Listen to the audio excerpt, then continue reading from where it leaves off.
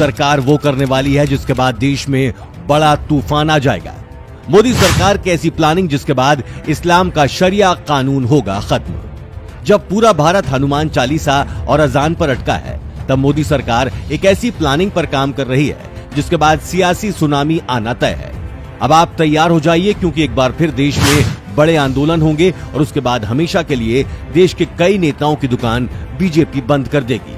अमित शाह ने सीधा इशारा किया है, हम वो करने वाले हैं जो करना चाहिए। जैसे 370 लागू किया, सीएए और एनआरसी लेकर आए, ट्रिपल तलाक को खत्म किया, वैसे ही अब एक देश एक कानून भी बनेगा। ये एक देश एक कानून क्या है जो भारत का राजनीतिक नक्शा बदल देगा और हिंदू मुस्लिम की लड़ाई हमेशा के लिए खत्म कर देगा।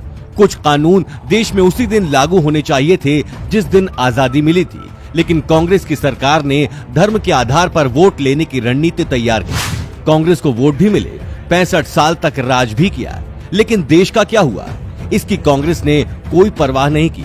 जब संविधान एक है तो फिर धर्म के आधार पर नियम क्यों बने?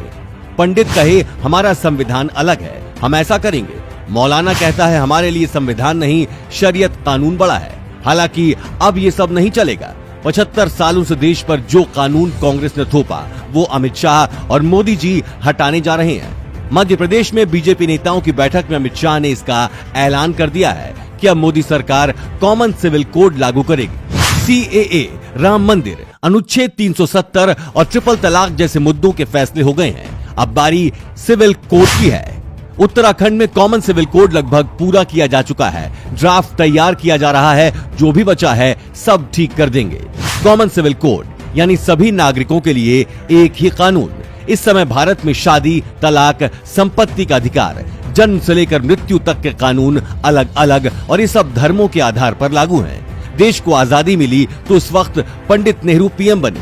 उनकी सरकार ने हिंदुओं के लिए अलग, मुसलमानों के लिए अलग कानून बनाए। ये आप कह सकते हैं कि हिंदुओं के लिए कई कानून बने, लेकिन मुसलमानों को शरीयत के आधार पर पूरी आजादी दे दी गई। संविधान एक लागू किया गया, लेकिन कानूनी अधिकारों का बंटवारा कर दिया गया। जैसे हिंदू मैरिज एक्ट तो बना, लेकिन मुस्लिम मैरिज एक्ट पर कांग्रेस की सरकार ने कभी कुछ नहीं सोचा। 3 तलाक पर सुप्रीम कोर्ट का फैसला बदलकर कांग्रेस ने नया कानून बना दिया, लेकिन अब ऐसा नहीं होने वाला, क्योंकि कॉमन सिविल कोड लागू होते ही हर नियम संविधान के मुताबिक हर धर्म पर लागू होगा। जैसे आप मुस्लिम हैं, आप कहते हैं कि हमारा शरीयत कानून कहता है कि तलाक के बाद दूसरी शादी तभी होगी जब हलाला की प्रक्रिया होगी। हलाला एक ऐसी प्रथा है जो हम आपको यहाँ नहीं बता सकते, लेकिन कॉमन सिविल कोड लागू होने के बाद मुस्लिम को तलाक वैसे ही लेना होगा जैसे भारतीय कानून कहता है। संविधान तय करेगा कि कहाँ आपको टोपी पहननी है और कहाँ नहीं।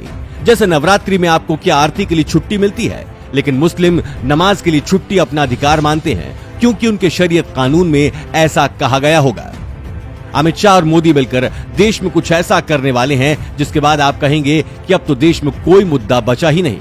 सालों से बीजेपी के पास 4 मुद्दे थे, राम मंदिर, 3 तलाक, 370 और कॉमन सिविल कोड, जिसमें 3 तो खत्म हो चुके हैं। अब चौथे की बारी है और वो मोदी सरकार 2024 से पहले ही खत्म कर सकती है।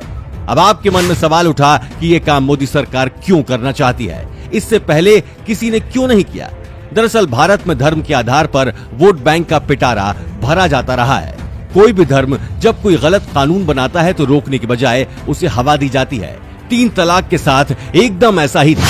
क्या मोदी जी ये कानून लाकर सही कर रहे हैं? आप हाँ या ना लिखकर जरूर बताएं। और